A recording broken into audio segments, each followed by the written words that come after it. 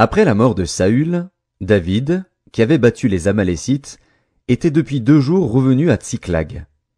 Le 3e jour, un homme arriva du camp de Saül, les vêtements déchirés et la tête couverte de terre. Lorsqu'il fut en présence de David, il se jeta par terre et se prosterna. David lui dit, « D'où viens-tu » Et il lui répondit, « Je me suis sauvé du camp d'Israël. » David lui dit, « Que s'est-il passé ? Dis-moi donc. » Et il répondit, « Le peuple s'est enfui du champ de bataille, et un grand nombre d'hommes sont tombés et ont péri. Saül même et Jonathan, son fils, sont morts. » David dit au jeune homme qui lui apportait ces nouvelles, « Comment sais-tu que Saül et Jonathan, son fils, sont morts ?» Et le jeune homme qui lui apportait ces nouvelles répondit, « Je me trouvais sur la montagne de Gilboa, et voici, Saül s'appuyait sur sa lance, et voici, les chars et les cavaliers étaient près de l'atteindre. S'étant retourné, il m'aperçut et m'appela. Je dis, « Me voici. » Et il me dit, « Qui es-tu » Je lui répondis, « Je suis un Amalécite. » Et il dit, « Approche donc, et donne-moi la mort, car je suis pris de vertige, quoique encore plein de vie. » Je m'approchai de lui, et je lui donnai la mort, sachant bien qu'il ne survivrait pas à sa défaite. J'ai enlevé le diadème qui était sur sa tête et le bracelet qu'il avait au bras, et je les apporte ici à mon seigneur. David saisit ses vêtements et les déchira, et tous les hommes qui étaient auprès de lui firent de même. Ils furent dans le deuil, pleurèrent et jeûnèrent jusqu'au soir, à cause de Saül, de Jonathan, son fils, du peuple de l'Éternel, et de la maison d'Israël, parce qu'ils étaient tombés par l'épée. David dit au jeune homme qui lui avait apporté ces nouvelles, « D'où es-tu » Et il répondit, « Je suis le fils d'un étranger, d'un Amalécite. » David lui dit, « Comment n'as-tu pas craint de porter la main sur l'oint de l'Éternel et de lui donner la mort ?»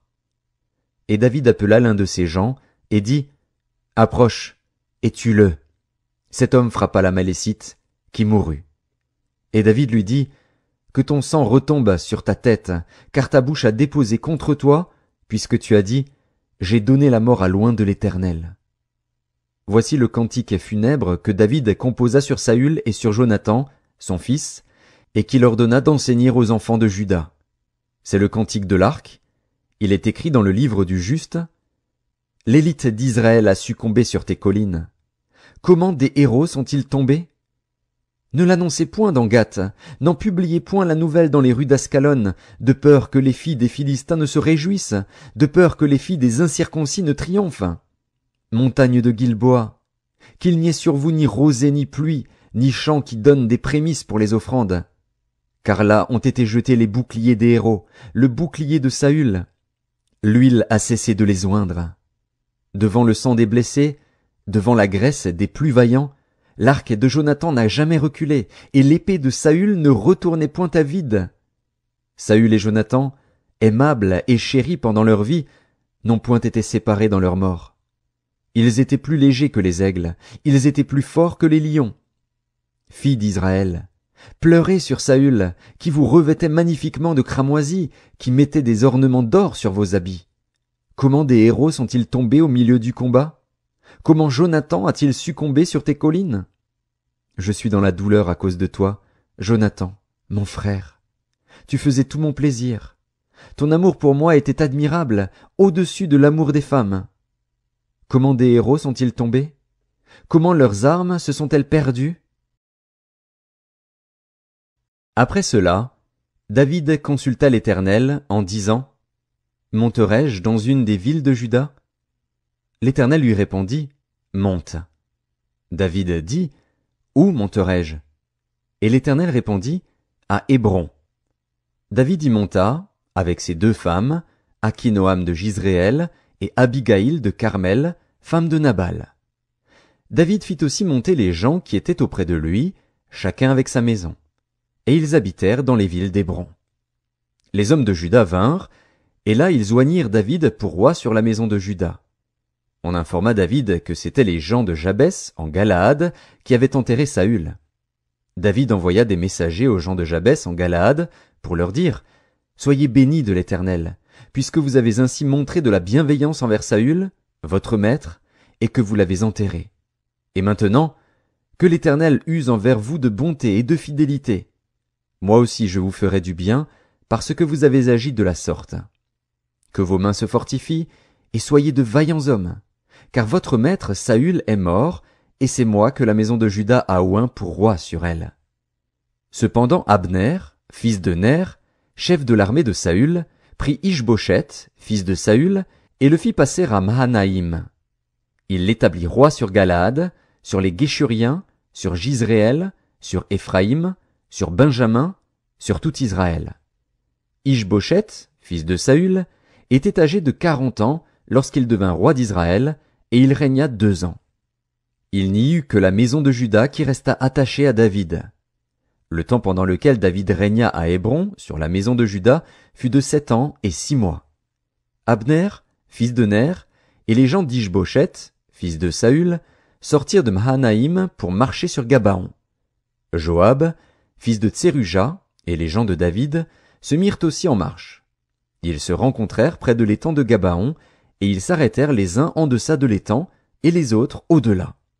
Abner dit à Joab, « Que ces jeunes gens se lèvent, et qu'ils se battent devant nous. » Joab répondit, « Qu'ils se lèvent. » Ils se levèrent et s'avancèrent en nombre égal, 12 pour Benjamin et pour Ish-Boshet, fils de Saül, et 12 des gens de David.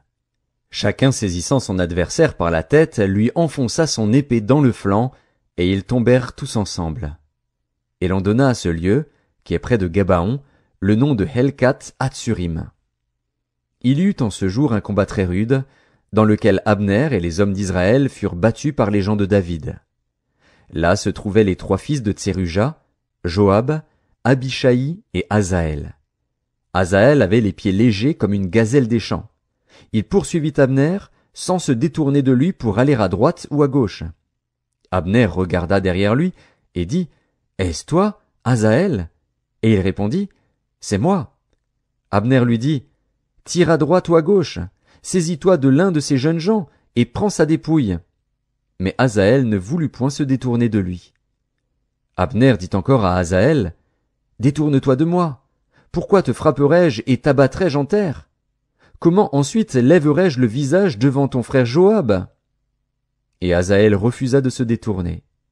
Sur quoi Abner le frappa au ventre avec l'extrémité inférieure de sa lance, et la lance sortit par derrière. Il tomba et mourut sur place. Tous ceux qui arrivaient au lieu où Asaël était tombé mort s'y arrêtaient. Joab et Abishai poursuivirent Abner, et le soleil se couchait quand ils arrivèrent au coteau d'Amma, qui est en face de Guiar, sur le chemin du désert de Gabaon. Les fils de Benjamin se rallièrent à la suite d'Abner et formèrent un corps, et ils s'arrêtèrent au sommet d'une colline. Abner appela Joab et dit, « L'épée dévorera-t-elle toujours? Ne sais-tu pas qu'il y aura de l'amertume à la fin? Jusque à quand tarderas-tu à dire au peuple de ne plus poursuivre ses frères? » Joab répondit, « Dieu est vivant. Si tu n'eusses parlé, le peuple n'aurait pas cessé avant le matin de poursuivre ses frères. » Et Joab sonna de la trompette, et tout le peuple s'arrêta. Ils ne poursuivirent plus Israël, et ils ne continuèrent pas à se battre. Abner et ses gens marchèrent toute la nuit dans la plaine. Ils passèrent le Jourdain, traversèrent en entier le Bitron, et arrivèrent à Manahaïm.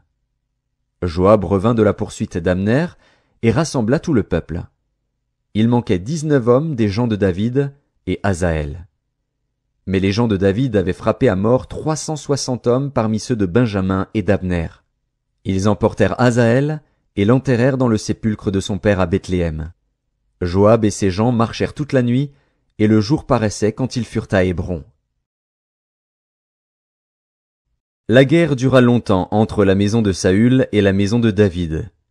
David devenait de plus en plus fort, et la maison de Saül allait en s'affaiblissant. Il naquit à David des fils à Hébron. Son premier-né fut Amnon, d'Akinoam de Jizréel. Le second, Kiléab, d'Abigaïl de Carmel, femme de Nabal. Le troisième, Absalom, fils de Maaka, fille de Talmaï, roi de Géshur. Le quatrième, Adonija, fils de Haggith. Le cinquième, Shéphasia, fils d'Abital.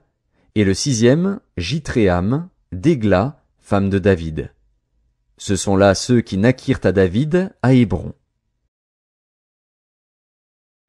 Pendant la guerre entre la maison de Saül et la maison de David, Abner tint ferme pour la maison de Saül. Or Saül avait eu une concubine, nommée Ritspa, fille d'Ajja. Et Ish-Boshet dit à Abner, « Pourquoi es-tu venu vers la concubine de mon père ?» Abner fut très irrité des paroles d'Ish-Boshet, et il répondit, « Suis-je une tête de chien, qui tienne pour Juda? Je fais aujourd'hui preuve de bienveillance envers la maison de Saül, ton père, envers ses frères et ses amis.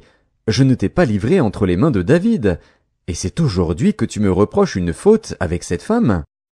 Que Dieu traite Abner dans toute sa rigueur, si je n'agis pas avec David selon ce que l'Éternel a juré à David, en disant qu'il ferait passer la royauté de la maison de Saül dans la sienne, et qu'il établirait le trône de David sur Israël et sur Juda, depuis Dan jusqu'à Beer-Shéba. » Ish-Boshet n'osa pas répliquer un seul mot à Abner, parce qu'il le craignait. Abner envoya des messagers à David pour lui dire de sa part, « À qui est le pays? Fais alliance avec moi, et voici, ma main t'aidera pour tourner vers toi tout Israël. » Il répondit, « Bien, je ferai alliance avec toi. Mais je te demande une chose, c'est que tu ne vois point ma face, à moins que tu n'amènes d'abord Michal, fille de Saül, en venant auprès de moi. » Et David envoya des messagers à Ish-Boshet, fils de Saül, pour lui dire, « Donne-moi ma femme Michal, que j'ai fiancée pour 100 prépuces de Philistins. » Ish-Boshet la fit prendre chez son mari Paltiel, fils de Laïch. Et son mari la suivit en pleurant jusqu'à Bachurim. Alors Abner lui dit, « Va, retourne-t'en. » Et il s'en retourna. Abner eut un entretien avec les anciens d'Israël, et leur dit, « Vous désiriez autrefois d'avoir David pour roi. Établissez-le maintenant, car l'Éternel a dit de lui, « C'est par David, mon serviteur, que je délivrerai mon peuple d'Israël de la main des Philistins et de la main de tous ses ennemis. » Abner parla aussi à Benjamin, et il alla rapporter aux oreilles de David à Hébron ce qu'avait résolu Israël et toute la maison de Benjamin. Il arriva auprès de David à Hébron, accompagné de 20 hommes. Et David fit un festin à Abner et à ceux qui étaient avec lui. Abner dit à David, « Je me lèverai, et je partirai pour rassembler tout Israël vers mon seigneur le roi. Ils feront alliance avec toi, et tu régneras entièrement selon ton désir. » David renvoya Abner, qui s'en alla en paix. Voici, Joab et les gens de David revinrent d'une excursion et amenèrent avec eux un grand butin. Abner n'était plus auprès de David à Hébron, car David l'avait renvoyé, et il s'en était allé en paix. Lorsque Joab et toute sa troupe arrivèrent, on fit à Joab ce rapport. Abner, fils de Ner, est venu auprès du roi, qui l'a renvoyé, et il s'en est allé en paix. Joab se rendit chez le roi, et dit, « Qu'as-tu fait? Voici, Abner est venu vers toi. Pourquoi l'as-tu renvoyé et laissé partir? Tu connais Abner, fils de Ner. C'est pour te tromper qu'il est venu, pour épier tes démarches, et pour savoir tout ce que tu fais. » Et Joab, après avoir quitté David, envoya sur les traces d'Abner des messagers qui le ramenèrent depuis la citerne de Sira. David n'en savait rien. Lorsqu'Abner fut de retour à Hébron, Joab le tira à l'écart au milieu de la porte, comme pour lui parler en secret, et là il le frappa au ventre et le tua, pour venger la mort d'Asaël, son frère. David l'apprit ensuite, et il dit, « Je suis à jamais innocent devant l'Éternel du sang d'Abner, fils de Ner, et mon royaume l'est aussi. Que ce sang retombe sur Joab et sur toute la maison de son père. Qu'il y ait toujours quelqu'un dans la maison de Joab qui soit atteint d'un flux ou de la lèpre, ou qui s'appuie sur un bâton, ou qui tombe par l'épée, ou qui manque de pain. » Ainsi Joab et Abishai, son frère, tuèrent Abner, parce qu'il avait donné la mort à Asaël, leur frère, à Gabaon, dans la bataille. David dit à Joab et à tout le peuple qui était avec lui, « Déchirez vos vêtements, saignez-vous de sacs, et pleurez devant Abner. » Et le roi David marcha derrière le cercueil. On enterra Abner à Hébron. Le roi éleva la voix et pleura sur le sépulcre d'Abner, et tout le peuple pleura. Le roi fit une complainte sur Abner, et dit, « Abner devait-il mourir comme meurt un criminel? Tu n'avais ni les mains liées, ni les pieds dans les chaînes. tu es tombé comme on tombe devant des méchants. » Et tout le peuple pleura de nouveau sur Abner.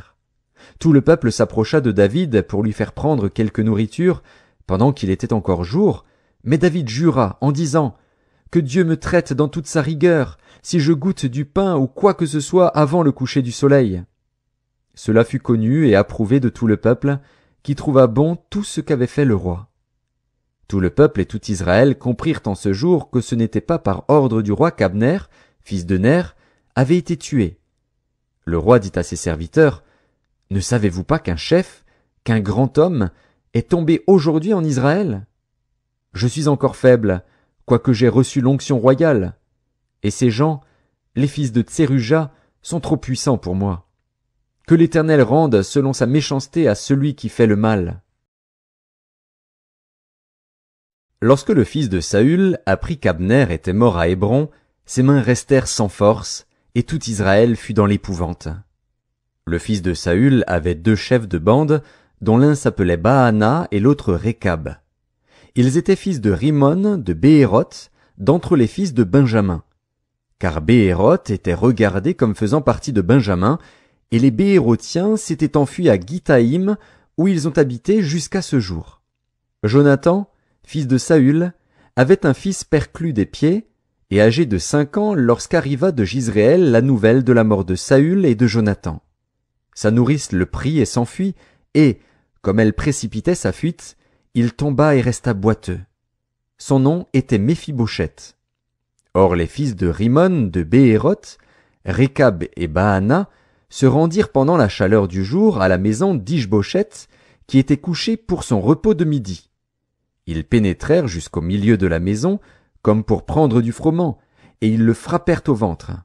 Puis Récab et Baana, son frère, se sauvèrent. Ils entrèrent donc dans la maison pendant qu'il reposait sur son lit dans sa chambre à coucher, ils le frappèrent et le firent mourir, et ils lui coupèrent la tête. Ils prirent sa tête, et ils marchèrent toute la nuit au travers de la plaine. Ils apportèrent la tête d'Ish-Bosheth à David dans Hébron, et ils dirent au roi, « Voici la tête d'Ish-Bosheth, fils de Saül, ton ennemi, qui en voulait à ta vie. L'Éternel venge aujourd'hui le roi mon seigneur de Saül et de sa race. » David répondit à Récab et à Baana, son frère, fils de Rimon de Béhéroth, « L'Éternel qui m'a délivré de tout péril est vivant. Celui qui est venu me dire, « Voici, Saül est mort, et qui croyait m'annoncer une bonne nouvelle, je l'ai fait saisir et tuer à Tsiklag, pour lui donner le salaire de son message. Et quand des méchants ont assassiné un homme juste dans sa maison et sur sa couche, combien plus ne redemanderai-je pas son sang de vos mains et ne vous exterminerai-je pas de la terre? » Et David ordonna à ses gens de les tuer. Ils leur coupèrent les mains et les pieds, et les pendirent au bord de l'étang d'Hébron. Ils prirent ensuite la tête d'Ish-Bosheth, et l'enterrèrent dans le sépulcre d'Abner à Hébron. Toutes les tribus d'Israël vinrent auprès de David, à Hébron, et dirent, « Voici, nous sommes tes os et ta chair. Autrefois déjà, lorsque Saül était notre roi, c'était toi qui conduisais et qui ramenais Israël. L'Éternel t'a dit, tu paîtras mon peuple d'Israël, et tu seras le chef d'Israël. » Ainsi tous les anciens d'Israël vinrent auprès du roi à Hébron, et le roi David fit alliance avec eux à Hébron, devant l'Éternel. Ils oignirent David pour roi sur Israël. David était âgé de 30 ans lorsqu'il devint roi, et il régna 40 ans. À Hébron il régna sur Juda 7 ans et 6 mois, et à Jérusalem il régna 33 ans sur tout Israël et Juda. Le roi marcha avec ses gens sur Jérusalem contre les Jébusiens, habitants du pays.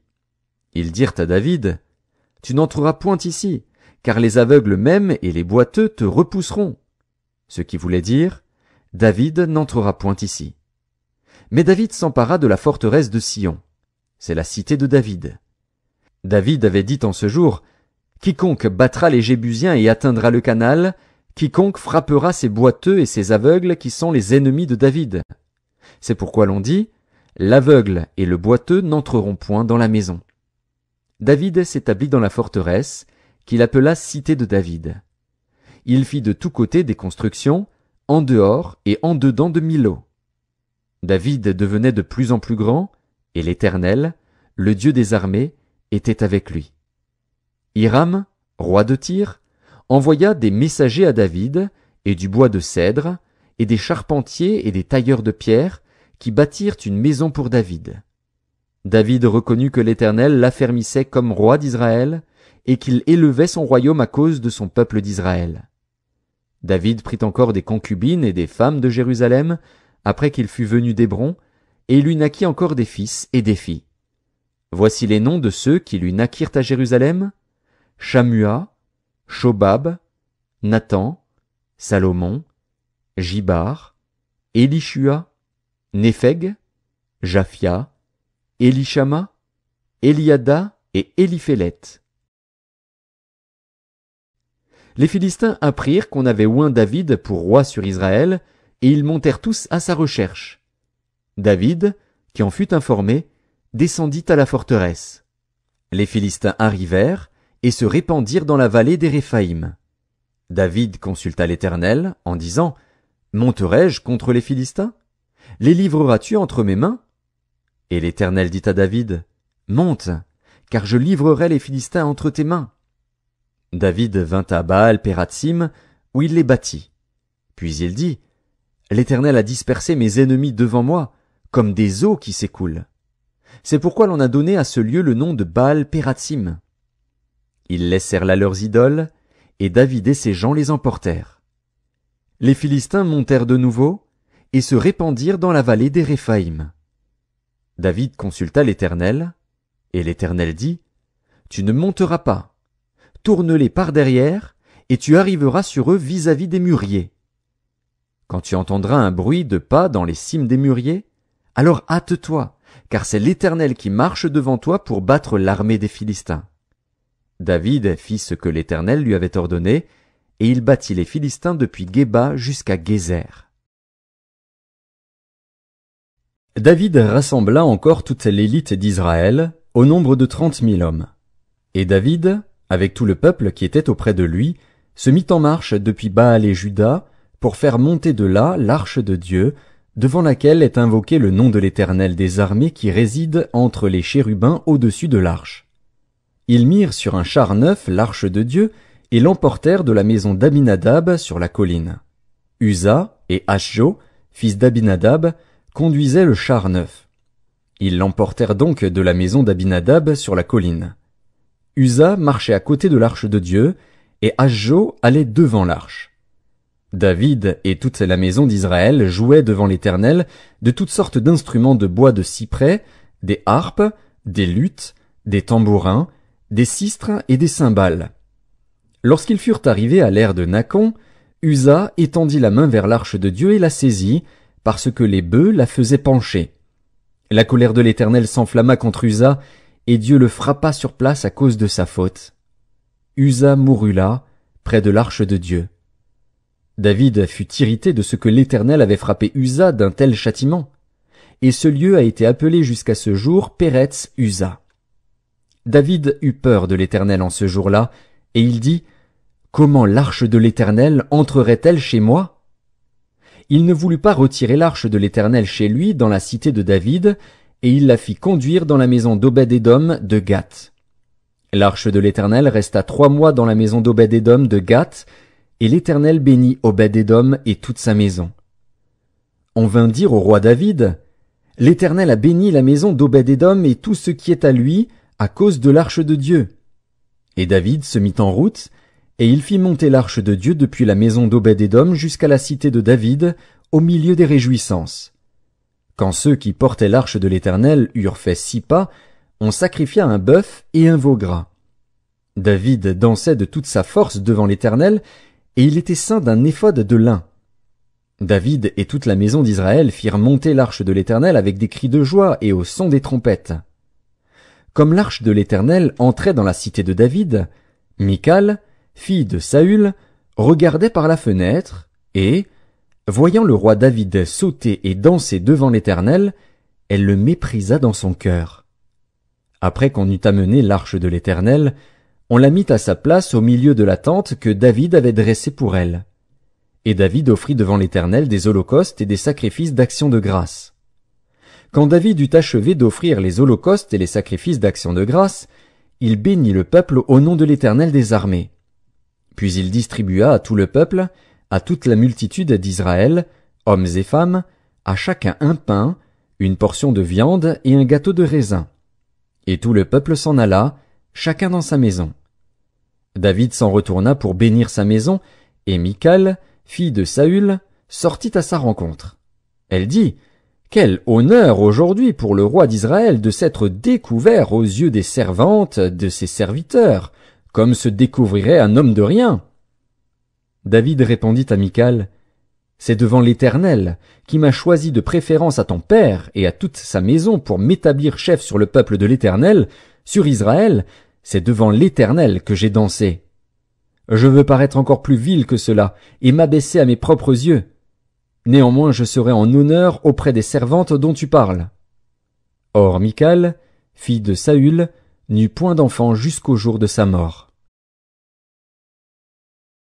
Lorsque le roi habita dans sa maison, et que l'Éternel lui eut donné du repos, après l'avoir délivré de tous les ennemis qui l'entouraient, il dit à Nathan le prophète, « Vois donc, j'habite dans une maison de cèdre, et l'arche de Dieu habite au milieu d'une tente. » Nathan répondit au roi, « Va, fais tout ce que tu as dans le cœur, car l'Éternel est avec toi. » La nuit suivante, la parole de l'Éternel fut adressée à Nathan. « Va dire à mon serviteur David, ainsi parle l'Éternel, est-ce toi qui me bâtirais une maison pour que j'en fasse ma demeure? Mais je n'ai point habité dans une maison depuis le jour où j'ai fait monter les enfants d'Israël hors d'Égypte jusqu'à ce jour.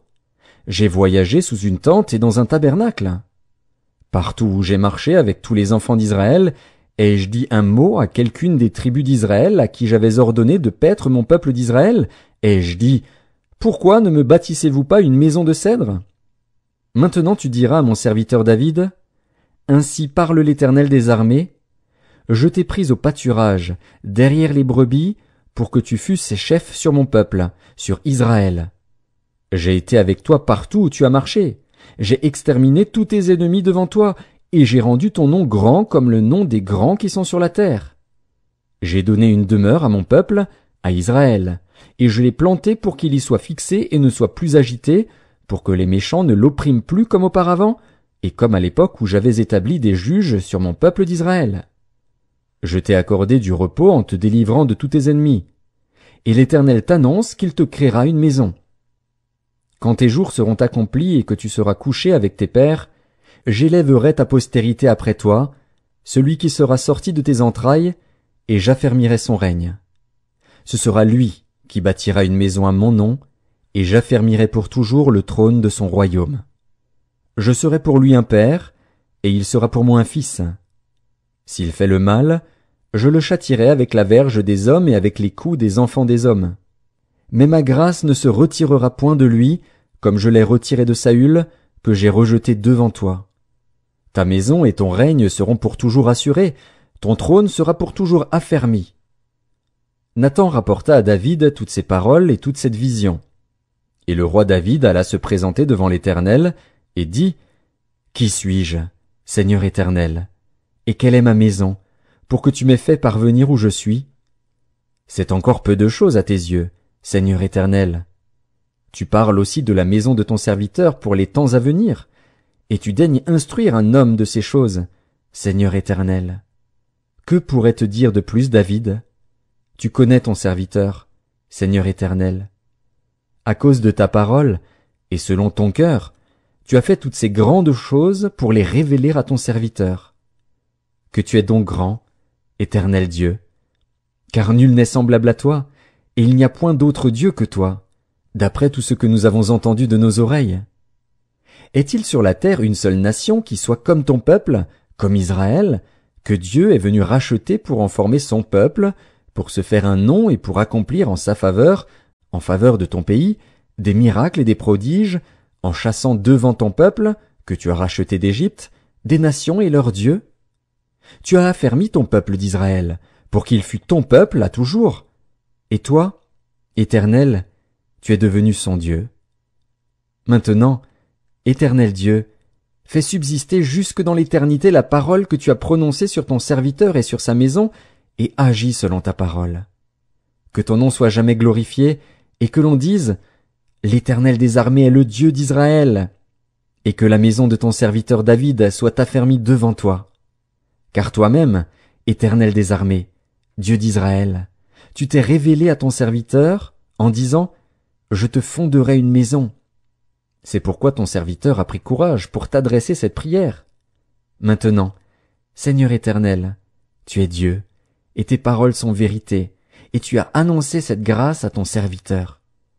Veuille donc bénir la maison de ton serviteur, afin qu'elle subsiste à toujours devant toi. Car c'est toi, Seigneur Éternel, qui as parlé, et par ta bénédiction la maison de ton serviteur sera bénie éternellement. Après cela, David battit les Philistins et les humilia, et il enleva de la main des Philistins les rênes de leur capitale. Il battit les Moabites, et il les mesura avec un cordeau, en les faisant coucher par terre. Il en mesura 2 cordeaux pour les livrer à la mort, et un plein cordeau pour leur laisser la vie. Et les Moabites furent assujettis à David, et lui payèrent un tribut. David battit Hadadézer, fils de Rehob, roi de Tsoba, lorsqu'il alla rétablir sa domination sur le fleuve de l'Euphrate. David lui prit 1700 cavaliers et 20 000 hommes de pied. Il coupa les jarrets à tous les chevaux de trait et ne conserva que 100 attelages. Les Syriens de Damas vinrent au secours d'Hadadézer, roi de Tsoba, et David battit 22 000 Syriens. David mit des garnisons dans la Syrie de Damas. Et les Syriens furent assujettis à David et lui payèrent un tribut. L'Éternel protégeait David partout où il allait. Et David prit les boucliers d'or qu'avaient les serviteurs d'Hadadézer et les apporta à Jérusalem. Le roi David prit encore une grande quantité d'airain à Béthar et à Bérotaï, ville d'Hadadézer. Toi, roi de Hamath, apprit que David avait battu toute l'armée d'Hadadézer, et il envoya Joram, son fils, vers le roi David pour le saluer et pour le féliciter d'avoir attaqué Hadadézer et de l'avoir battu, car Toi était en guerre avec Hadadézer. Joram apporta des vases d'argent, des vases d'or et des vases d'airain.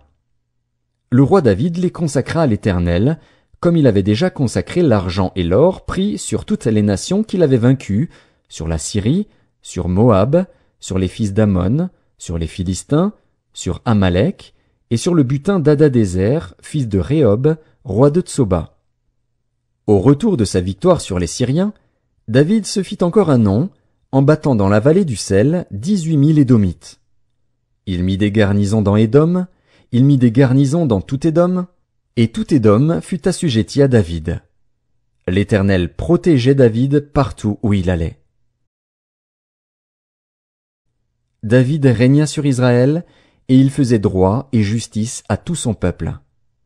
Joab, fils de Tseruja, commandait l'armée. Josaphat, fils d'Achilude, était archiviste. Tsadok, fils d'Akitub, et Achimélec, fils d'Abiatar, était sacrificateur. Séraja était secrétaire. Benaja, fils de Jéhojada, était chef des Kérésiens et des Pélétiens. Et les fils de David étaient ministres d'État. David dit: Reste-t-il encore quelqu'un de la maison de Saül pour que je lui fasse du bien à cause de Jonathan? Il y avait un serviteur de la maison de Saül, nommé Tsiba, que l'on fit venir auprès de David. Le roi lui dit: Es-tu Tsiba? Et il répondit: Ton serviteur.